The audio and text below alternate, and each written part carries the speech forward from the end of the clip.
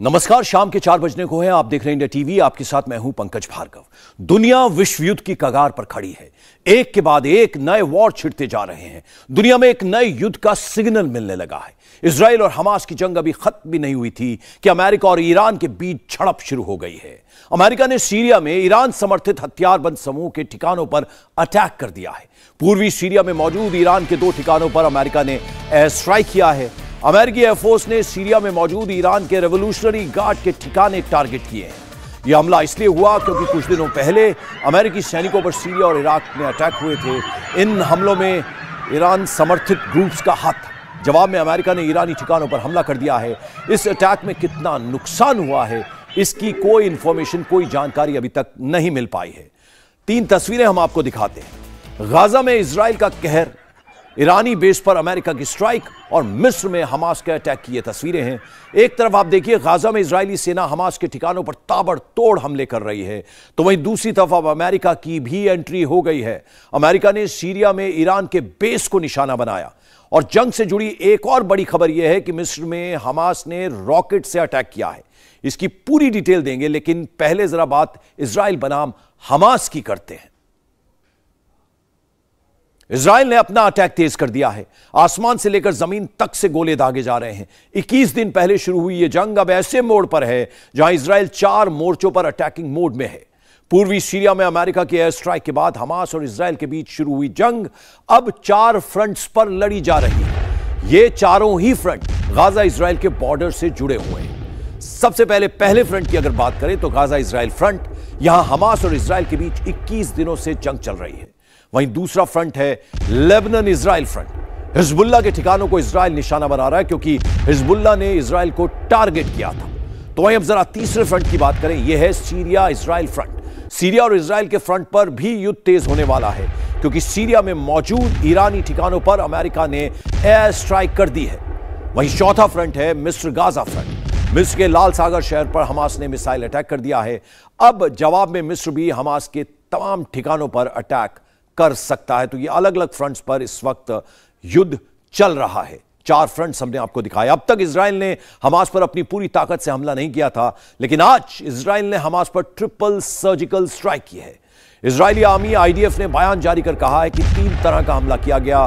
Ground force ने attack किया, fighter jet से हमले हुए, यूएवी से भी अटैक किया गया। इस सर्जिकल स्ट्राइक में इजरायली सेना को जरा भी नुकसान नहीं हुआ है। हमले के बाद इजरायली सेना की टीम सेफ वापस लौट आई। इस हमले में हमास की anti tank missile launch site नष्ट हो गई है। हमास का कमांड कंट्रोल सेंटर भी पूरी तरह से नष्ट हो गया है।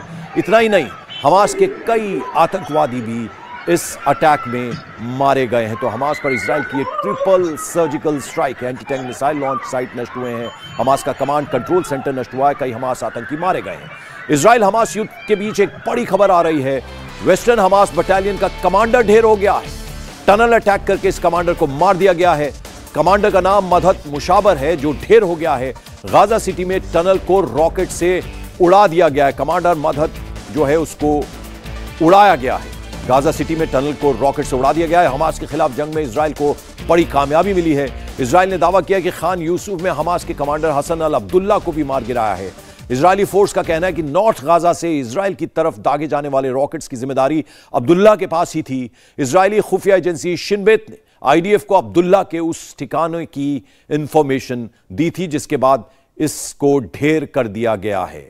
तो इजराइल और हमास में अब जंग और ज्यादा तेज हो गई। इजराइल के फाइटर जेट्स गाजा के आसमान में लगातार चक्कर लगा रहे हैं और हमास के जितने भी ठिकाने हैं उन पर बारी बारी से बम बरसा रहे हैं। ऐसी ही एक तस्वीर साउथ गाजा से सामने आई।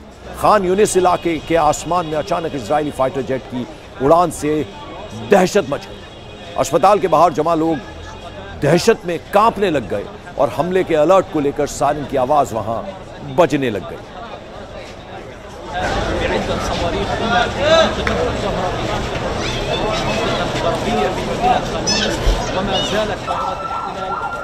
हमास के खिलाफ एयर स्ट्राइक के बाद अब इजरायली फोर्स ने ग्राउंड बैटल भी छेड़ दिए है।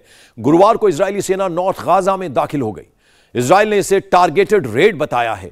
हमले में इजराइल ने हमास के कई स्ट्रक्चर्स को तबाह करने का दावा किया है। इजराइल के मुताबिक उसने हमास का ऑपरेशनल कमांड सेंटर तबाह करके रख दिया है। ये आप देखिए किस तरह से गाजा पट्टी पर ये लगातार हमले हो रहे हैं। इजराइल ने पिछले 24 घंटे में हमास के 250 टारगेट्स को हिट किया है। नॉर्थ गाजा में इजरायली फोर्स ने ग्राउंड बैटल को भी अंजाम दिया है। एयर स्ट्राइक में हमास की इंटेलिजेंस यूनिट के डिप्टी हेड को ढेर कर दिया गया है। वहीं हमास के शीर्ष कमांडर शादी बारूद का नाम भी इसमें शामिल था।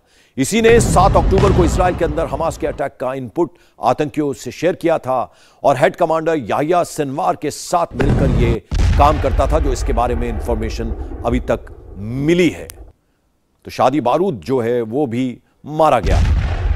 इजराइल ने गाजा पर एक बार फिर बड़ा स्ट्राइक किया है। पिछले 24 घंटे में इजराइल के हमले में करीब 500 लोग मारे गए हैं। हमास का दावा है कि इजराइल के हमले में 50 बंधकों की जान गई है।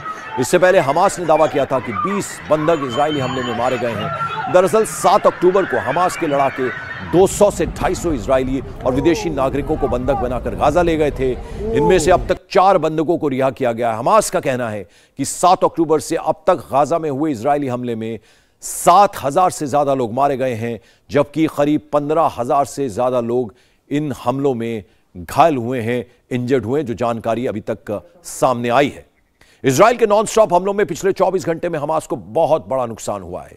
इजराइल ने 24 घंटे के अंदर हमास के 5 बड़े कमांडर्स को ढेर कर दिया है। इजरायली हमले में हमास इंटेलिजेंस का डिप्टी हेड मारा गया है। हमास का रॉकेटमैन भी इस हमले में मारा गया। इन दोनों के अलावा हमास का एक बटालियन कमांडर, एक डिप्टी बटालियन कमांडर और एक कॉम्बैट सपोर्ट कमांडर को भी इजराइल ने ढेर कर दिया है। उधर हमास का कहना है कि इजराइल के एयर स्ट्राइक में बेकसूर लोग मारे जा रहे हैं। इजराइल की बमबारी में 70 बंधकों की मौत हो चुकी है। हमास ये दावा कर रहा है। दरअसल कल इजरायली आर्मी ने नॉर्थ गाजा में सर्जिकल स्ट्राइक की थी।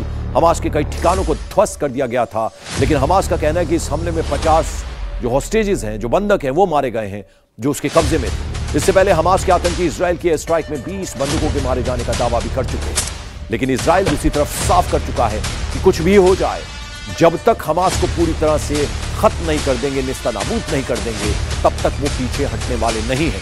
इजराइल की सेना गाजा में घुसकर ग्राउंड ऑपरेशन करने के लिए पूरी तरह से रेडी है, पूरी तरह से तैयार है। उधर केवल उत्तरी गाजा में भी हमास के ठिकानों पर हमले नहीं हो रहे हैं। इजराइल की सेना ने वेस्ट बैंक में भी बड़ी कार्रवाई की है। वेस्ट बैंक के शहर जेनिन में हमास के ठिकानों को निशाना बनाया गया है। इसे 7 अक्टूबर के बाद वेस्ट बैंक में इजराइल सेना का सबसे बड़ा एक्शन कहा जा रहा है। इजराइल की सेना बख्तरबंद गाड़ियों के साथ पहुंची। इस दौरान हमास के आतंकियों ने भी सेना पर फायरिंग यानी जवाबी फायरिंग उनकी तरफ से भी हुई। और इजराइल की राजधानी की बात करें, तेल अवीव से सामने आया ये वीडियो बताने के लिए काफी है कि लोग कितने डरे हुए हैं, कितने दहशत में हैं। आप ये देखिए इन तस्वीरों में। तेल अवीव में स्थानीय लोग हमास के बंदूक से अपनों को छुड़ाने के लिए बैनर पोस्टर लेकर बैठे थे कि तभी अचानक सायरन अलर्ट के चलते वहां हड़कंप मच गया। हमास के हमले के अलर्ट के बाद लोग तितर बितर हो गए, खुद को बचाने के लिए वहां भागने लग गए। आप ये देखिए कितनी दहशत का वहां माहौल है। इजराइल के शहरी इलाकों को टारगेट कर हमास के आतंकी लगातार रॉकेट दाग रहे हैं, जिसको लेकर फोर्स जो है पूरी तरह से अलर्ट पर है। हर एक जान को बचाने के लिए फोर्स इस वक्त पूरी तरह से वहां मुस्तैद है। तेल अवीव इजराइल की आप देखिए सायरन बज रहा है। एक तरफ इजराइल एयर स्ट्राइक के जरिए गाजा को तबाह कर चुका है, तो दूसरी तरफ हमास के आतंकियों की ओर से रॉकेट हमले लगातार चल रहे हैं, जारी है। राजधानी तेल अवीव के आसमान में हमास के रॉकेटों की बौछार हो रही है और इनको इजरायली एयर डिफेंस सिस्टम हवा में ही नेस्तनाबूद करने की लगातार कोशिशें कर रहा है। हमले के चलते तेल अवीव में सायरन की आवाज लगातार गूंज रही है और इजराइल का आयरन डोम सिस्टम इस वक्त पूरी कैपिटल की अगर हम बात करें, राजधानी का सुरक्षा कवच बना हुआ ढाल की तरह काम कर रहा है। हमले के सायरन अलर्ट से लोग बिल्डिंगों के सेफ हाउस में पनाह ले रहे हैं और ये इंस्ट्रक्शंस भी उन्हें खास तौर पर हैं। पिछले 21 दिनों से जारी इजराइल हमास की जंग अभी जारी है। इसी बीच मिडिल ईस्ट के इस वॉर में अब अमेरिका की भी एंट्री हो चुकी है, जिसने पूरी दुनिया की टेंशन और ज्यादा बढ़ा दी है। अमेरिका ने सीरिया में ईरानी ठिकानों पर हमला कर दिया है और युद्ध के हालात को देखते हुए मिडिल ईस्ट में 900 सैनिक जो हैं वो भेजे गए हैं। अमेरिका 3 तरह से एक्शन में नजर आ रहा है।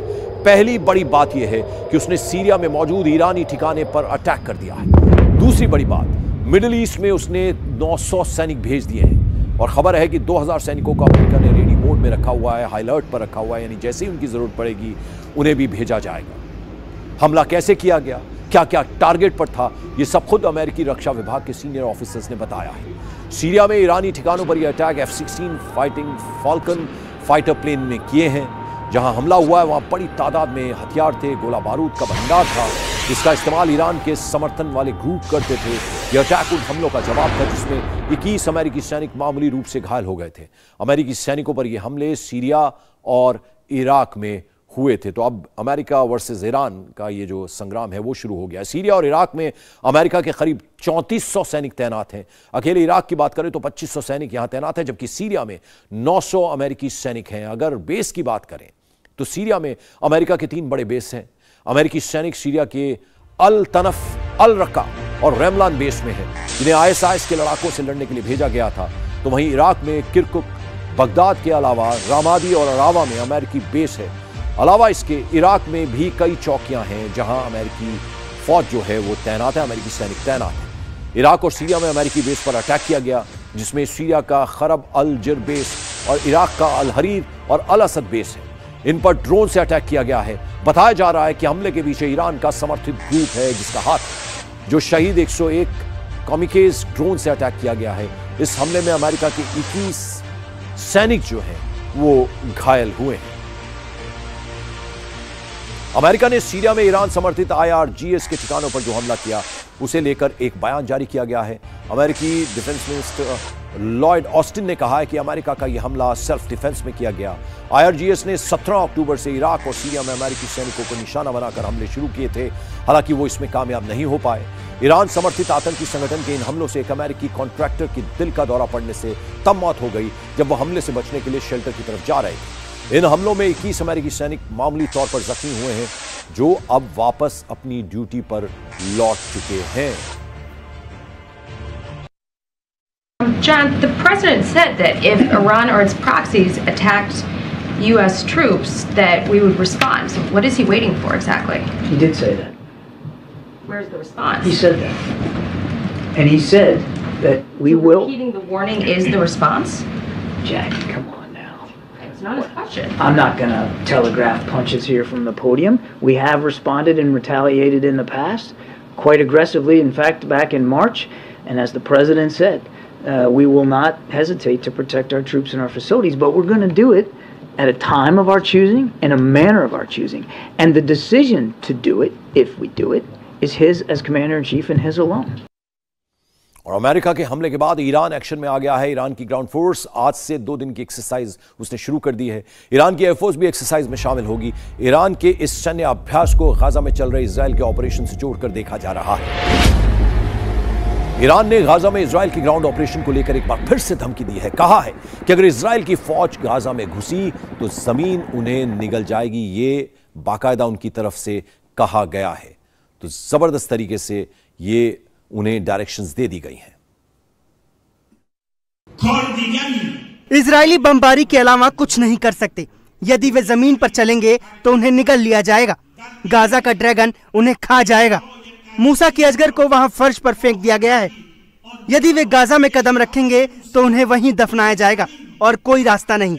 उन्हें लगता है कि वे अपराध करके हार की भरपाई कर सकते हैं।